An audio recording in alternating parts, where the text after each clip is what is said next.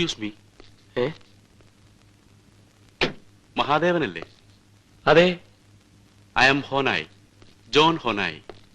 Hello. ഞാൻ ബോംബെയില് നിങ്ങളുടെ മായയുടെ അയൽവാസിയാ.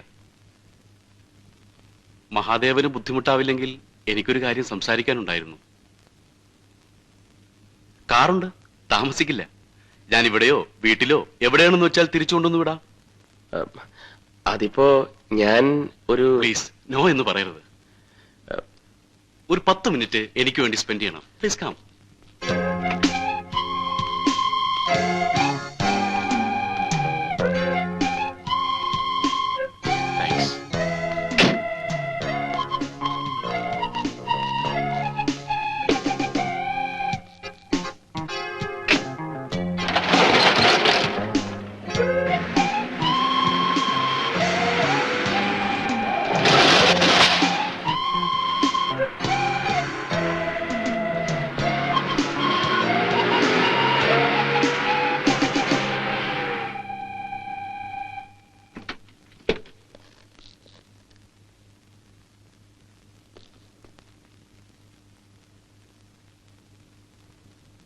വരൂ.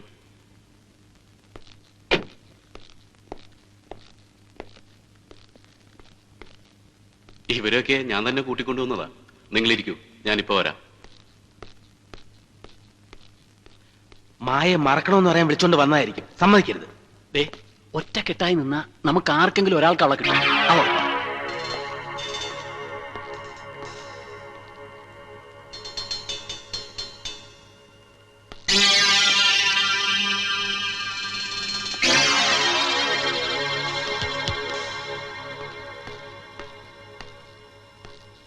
സോറി, എനിക്ക് നിങ്ങളെ ഇങ്ങോട്ട് കൂട്ടിക്കൊണ്ടുവരുവാൻ ഒരു ചെറിയ കള്ളം പറയേണ്ടി വന്നു. മായയുടെ പരിചയക്കാരനാണെന്ന്. സത്യത്തിൽ എനിക്ക് പരിചയം മായയല്ല, സേതുമാധവനെയാ. മായയുടെ ചേട്ടൻ സേതുമാധവനെ. ഇപ്പൊ നിങ്ങളിൽ നിന്ന് എനിക്ക് അറിയേണ്ടതും ആ സേതുവിനെ കുറിച്ചാണ്. ഇത് ആരാന്ന് പറയാമോ?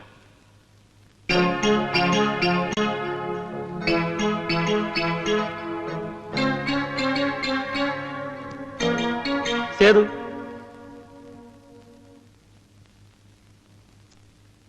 ആ. ഇതോ?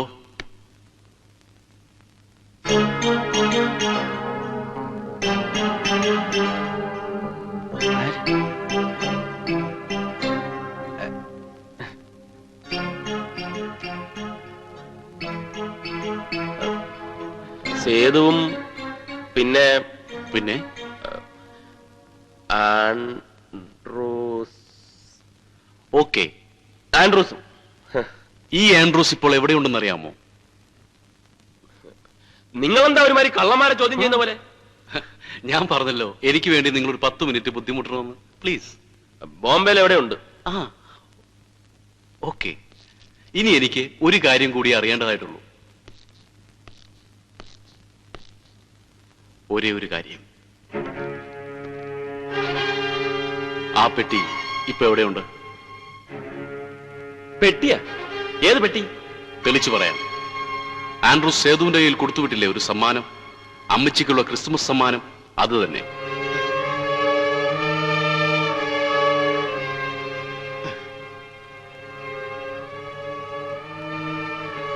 അതിപ്പം എവിടെയുണ്ട്?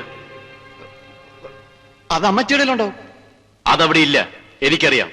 സേതു അത് അമ്മച്ചി ഏൽപ്പിക്കാതെയാണ് പോയിരിക്കുന്നത്.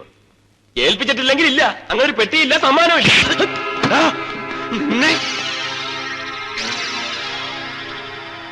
ആ പെട്ടി ഇപ്പൊ എവിടെയുണ്ട്? അങ്ങനെ ഒരു പെട്ടി ഇല്ലെന്ന് പറഞ്ഞില്ലേ? അടിക്കാനുള്ള കാര്യം പറയണ പുല്ലേ. ഏത് പെട്ടി? എന്ത് പെട്ടി? എന്റെ പപ്പയെ പെരുവഴിയിലിട്ട് പട്ടിയെ കൊല്ലണ പോലെ കൊന്നിട്ട അവന്മാർ അതും കൊണ്ട് ഇങ്ങോട്ട് പോകുന്നത്. അതിപ്പോ എവിടെയുണ്ടെന്ന് എനിക്കറിയണം. ആരെ ഏൽപ്പിച്ചിരിക്കുന്നു എനിക്കറിയണം. പറയണ പട്ടി. എന്റെ ദൈവമേ, ഞങ്ങളെ തല്ലിയിട്ട് ഒരു കാര്യമില്ല ഹോനായി. ഞങ്ങൾക്ക് ഇതൊന്നും അറിഞ്ഞുകൂടാ. നിങ്ങൾക്കറിയാം, ഈ നാട്ടിൽ സേതുവിനെ കുറിച്ച് അറിയാവുന്നവർ നിങ്ങൾ മാത്രമേ ഉള്ളൂ. കഴിഞ്ഞ 8 മാസക്കാലം ഞാൻ അലഞ്ഞത് മുഴുവൻ ഇതിനാ, അവനുമായി ബന്ധമുള്ള ഒരുത്തനെ കൈ കിട്ടാൻ. ഇനി ആ പെട്ടി തിരിച്ചു തരാതെ നീയൊന്നും ജീവനോടെ ഇവിടുന്ന് പോവില്ല. ഇനി പറയും, അതിപ്പോ എവിടെയുണ്ട്? സത്യം പറ, ആ പെട്ടി ഇപ്പോൾ ആരുടെ കയ്യിലുണ്ട്? തോമസ് കുട്ടി വിട്ടോടാ.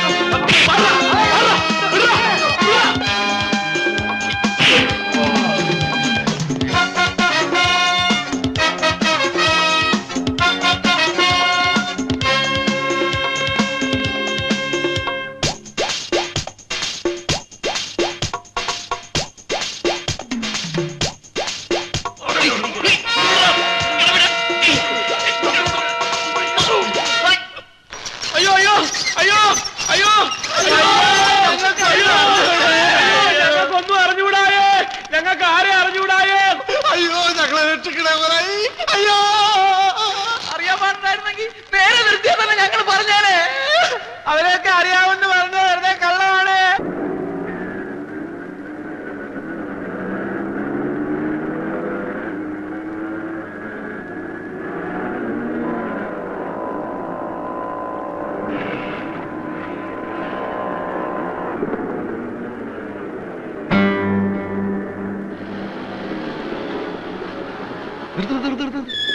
അണ്ണാ ദേ അവള് അവന്മാരാളാ, വണ്ടി എടുക്കണം. അവന്മാരിപ്പോ എവിടെയുണ്ട്? വേറൊന്നിനും അല്ല, അണ്ണനും അണ്ണന്റെ കൂട്ടുകാർക്കും അവരെ ഒന്ന് പരിചയപ്പെടണമെന്ന്. സാരമില്ല, എവിടെ ഉണ്ടെങ്കിലും ഞങ്ങൾ തപ്പിയെടുത്തോളാം. പോട്ടെ. വരട്ടെ മോളെ.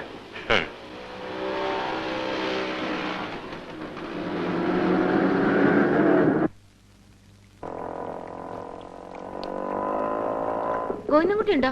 ഇല്ലല്ലോ, രാവിലെ ഒരാൾ വന്ന് കാറ് കയറ്റി കൊണ്ടുപോയതാ. എന്താ? ഇനി അവരാരെങ്കിലും വന്നാ ഇവിടെ തന്നെ ഇരിക്കാൻ പറയണം. ഞാൻ ഉടനെ മടങ്ങി വരും. ശരി.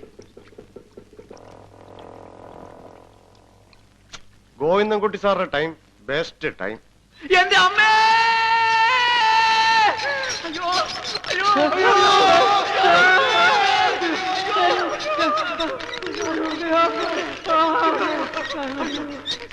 അയ്യോ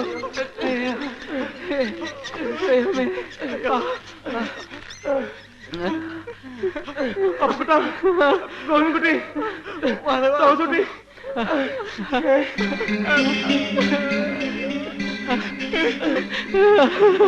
ആരെങ്കിലും വരുന്നതിനും നമുക്ക് ഇവിടുന്ന് വേഗം രക്ഷപ്പെടാ.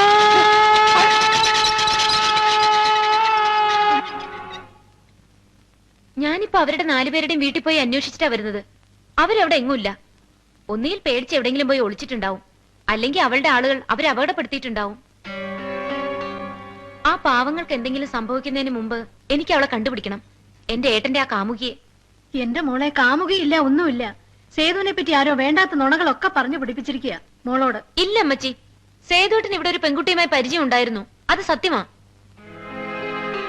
സേതുവേട്ടന്റെ ലൈബ്രറിയിലെ മെമ്പർഷിപ്പ് കാർഡ് ഞാൻ കണ്ടു. അതിൽ ഏട്ടനെ ലൈബ്രറി ചേർത്തിരിക്കുന്നത് അവളാ, ഒരു ആനി ഫിലിപ്പ്. അവളെ കാണാൻ വേണ്ടിയാ സേതുവേട്ടൻ ലൈബ്രറിയിൽ ചേർന്നത്. അവിടെ വെച്ചാ അവര് തമ്മിൽ കണ്ടിരുന്നതും സംസാരിച്ചിരുന്നതും. ഈ കഥകളൊക്കെ കേട്ടപ്പോ ആദ്യം ഞാനും വിശ്വസിച്ചില്ല അമ്മച്ചി. പക്ഷെ ഇപ്പോ ഏട്ടനെ പറ്റി കൂടുതൽ അറിയാൻ തുടങ്ങിയപ്പോ അവര് പറഞ്ഞതൊക്കെ സത്യമാകാനാണ് വഴി. ഇല്ല മോളെ, അങ്ങനെയൊന്നും ഉണ്ടാവില്ല.